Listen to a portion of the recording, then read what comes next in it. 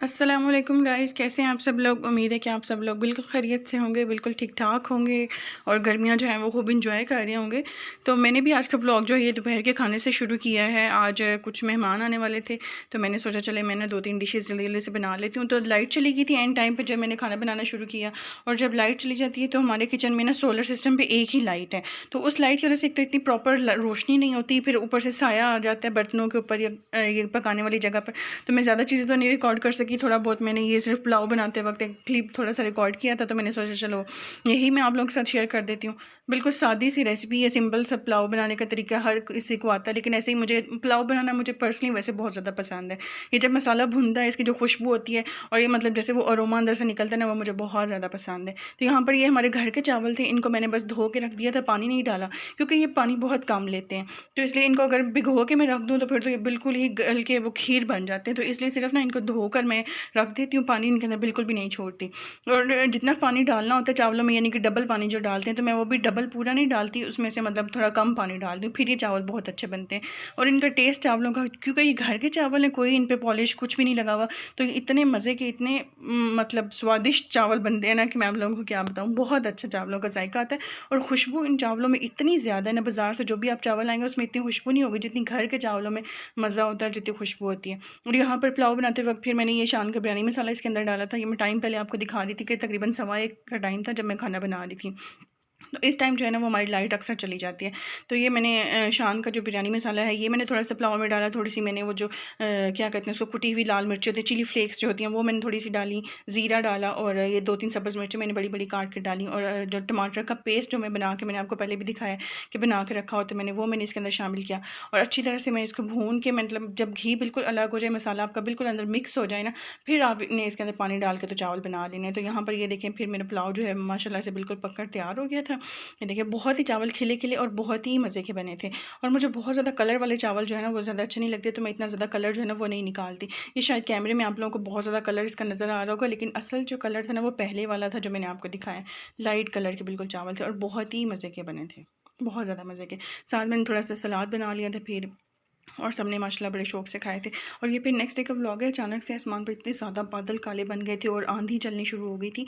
तो हालांकि पहले बहुत गर्मी थी, लेकिन एकदम से जब 4-5 बजे का टाइम हुआ ना, तो आसमान पर ऐसे बादल बन गए थे और इतनी आंधी चलना शुरू हो गई थी बाहर से। ये देखें सारा गंद जो है ना उड़ के गली से वो सारा हमारे घर के अंदर आ गए थे। हालाँकि अभी मैंने कल जो है ना लास्ट डे हमने मिलकर ये सहन जो है ना वो सारा धोया था, सारा साफ़ किया था, लेकिन आज फिर वही हालत होगी। और अक्सर ही ऐसा होता है कि जिस दिन हम ज़रा डिटेल में सफाई करते हैं, ज़्यादा लंबी चौड़ी सफाई करते हैं, उसी दिन ही या तो बारिश आ जाती है या फिर उसी दिन आंधी आ जाती है। बस अल्लाह ताला को ना हमारे अल्लाह ताला को ये पसंद नहीं कि औरतें जो है ना ये ज़रा फारिग बैठी रहें, गप्पे लगाएं, तो बस वो कहते हैं काम शाम करते रहना चाहिए।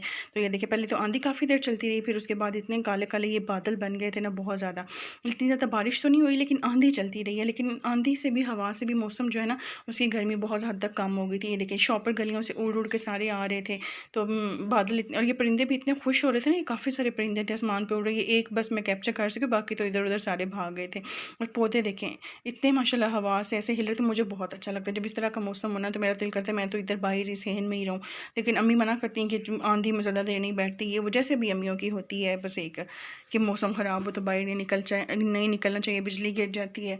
तो फिर ये नेक्स्ट डे का व्लॉग था। हम लोगों ने थोड़ा अचार बनाना था, तो अचार का सामान लेने के लिए हम लोग बाज़ार चले गए। और बाज़ार में इतने मज़े के ये कच्चे आम आए हुए ना, और लीमू, सब्जियां इतनी प्यारी लगती हैं, लेकिन बाज़ार में पड़ी हुई, क्योंकि घर लाकर इनको ये कद्दू, टींडे, करेले पकाना जो है ना, ये मुझे तो बिल्कुल नहीं अच्छा लगता, ना ही हम लोगों, मुझे तो पसंद है इतने ज़्यादा।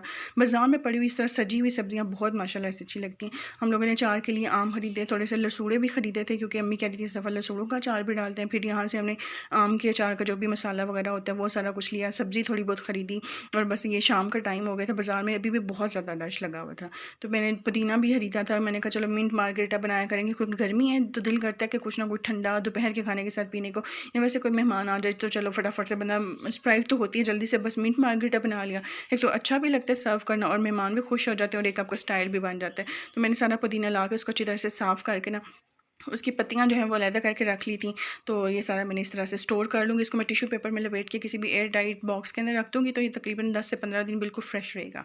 और मैंने सोचा चलें आप लोगों को अपने लॉन की भी थोड़ी-सी अपडेट दे देते हैं। तो ये लॉन में ना हमने भिंडियाँ लगाई थी। ये देखें, ये भिंडियों का बीज लगाया था, क्योंकि पिछले साल भी हमने लॉन में भिंडियाँ लगाई थी, तो जब वो पक गई थी तो उनका बीज जो था ना वो हमने एक कंटेनर में डालकर ना स्टोर कर लिया था। तो ये वहाँ पर लगाई थी। तो ये देखिए माशाल्लाह से 2-3 दिन के अंदर-अंदर ये नए पौधे कितने सारे निकल आए हैं इनके। और मैं आपको ये चंबेली का फूल दिखा रही थी। पौधा हमारे माशाल्लाह से चंबेली के पौधे पे इस दफ़ा इतने माशाल्लाह से फूल लगे ना, इतने फूल लगे, मैं आपको क्या बताऊँ। शायद मीठे पानी की वजह से ज़मीन जो है बहुत ज़्यादा ज़रख़ेज़ हो गई है, तो उसकी वजह से हमारे पौधे माशाल्लाह से बहुत ना अच्छी तरह ग्रो कर रहे हैं। और ये देखिए अभी भी इसके ऊपर कितनी सारी ये ना डोडियाँ लगी हुई हैं। रोज़ाना यहाँ पर बहुत सारे फूल खिलते हैं, और रात के वक्त और सुबह के वक्त इतनी प्यारी खुशबू होती है ना पूरे सहन में फैली हुई। बहुत ज़्यादा अच्छा लगता है यहाँ पे वॉक करना। और फिर ये हम लोगों ने ज़रा बाज़ार जाना था किसी काम से, तो मैंने ये अपने कपड़े प्रेस किए थे। मेरे अभी बनकर आया नया सूट है, तो मैंने सोचा चले आप लोग के साथ भी थोड़ी सी इसकी डिज़ाइनिंग जो है ना वो शेयर कर दूँ, क्योंकि आगे ईद का टाइम आ रहा है, हर किसी ने कपड़े बनवाने हैं। तो ये मैंने इसके साथ ना प्लेन शलवार बनाई थी। तो ये जो गोटा होता है, गोटा कहते हैं, इसको डोरी लेस कहते हैं, क्या कहते हैं पता नहीं, ये वो वाला गोटा था गोल्डन कलर का। तो ये मैंने इसके पाँचों पे इस तरह से डिज़ाइन बनवाए थे। ये देखें, ये थोड़ा सा मैंने डिज़ाइन बनवा कर इसके ऊपर ये देखें इस तरह से प्लेटें डलवाई थी, और ऊपर नीचे के डिज़ाइन डोरी लगवाई थी। तो माशाल्लाह से पहनी हुई है ना ये शलवार बहुत ज़्यादा अच्छी लगती है। सिंपल सा डिज़ाइन है, मैंने शलवार ही बनाई थी घर पहनने के लिए। मैं ज़्यादातर शलवार ही प्रेफर करती हूँ। और ये इसकी शर्ट है, ये मैंने अलकरम से सूट लिया था। ये इसका साइड बॉर्डर था शर्ट के, तो ये साइड बॉर्डर उतरवा कर इस तरह मैंने इसके गले पर लगवा लिया था। राउंड नेक के नीचे से थोड़ा सा वी बना हुआ है, और साइड्स पर यही बॉर्डर लगवा कर ऊपर इस तरह से ना ये बटन लगवा लिए। ये देखें, इससे ये मैंने बटन लोकल शॉप से लिए थे, पता नहीं 10 रुपये का शायद एक बटन था। और ये इस तरह से ना इसका गला बन गया, और मैंने इसके साइड पे बॉर्डर था, उसी बॉर्डर को फिर मैंने कटवा के ना शर्ट के दामन पे भी लगवाया था। मैं आप लोगों को दिखाती हूँ। थोड़ा सा उसकी पट्टियाँ काट के गले पे लगाई थी, और जो बाकी बॉर्डर था वो उसके दामन पे लगा लिया था। और शलवार के साथ ये कपड़े की ही पाइपिंग लगवा कर तो अंदर जो है ना वो लेस लगवा ली थी।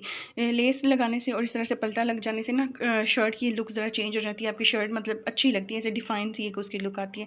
तो इस तरह से मैंने सिलवाया था। ये एक नई टेलर हमें मिली है, हमने उनसे कपड़े सिलवाए थे इस दफ़ा ना। तो सिलाई उन्होंने मुनासिब ही ली थी। 800 स्टिचिंग थी, जो भी डिज़ाइनिंग वगैरह अगर आप करवाएंगे, ज़्यादा डिज़ाइनिंग होगी तो उसके हिसाब से फिर ज़्यादा पैसे होंगे, 1200 तक चली जाएगी वो। लेकिन ये तो प्लेन सूट मैंने बनवाए थे, इसके ऊपर कोई इतनी हाथ डिज़ाइनिंग नहीं, सिर्फ शलवार के ऊपर थोड़ी सी लेस वगैरह लगवाई है। तो इसकी उन्होंने 800 स्टिचिंग ली थी। तो अगर आपके कपड़े अच्छे सिले हो ना, तो फिर आप स्टिचिंग भी खुशी खुशी दे देते हो। लेकिन अगर सिलाई देने के बावजूद भी कपड़े भी अच्छे ना सिले हों, फिर तो बिल्कुल भी हौसला नहीं होता सिलाई देने का। तो ये इसके साथ ना मैचिंग दुपट्टा था। इसका दुपट्टा मुझे बहुत अच्छा लगा था, जिसकी वजह से फिर मैंने ना ये ड्रेस बाय किया था। ये देखें, इस तरह बॉर्डर है, शर्ट के साथ का बॉर्डर है दुपट्टे के ऊपर भी, और ये बड़ा प्यारा सा पहना हुआ भी बहुत अच्छा लगता है।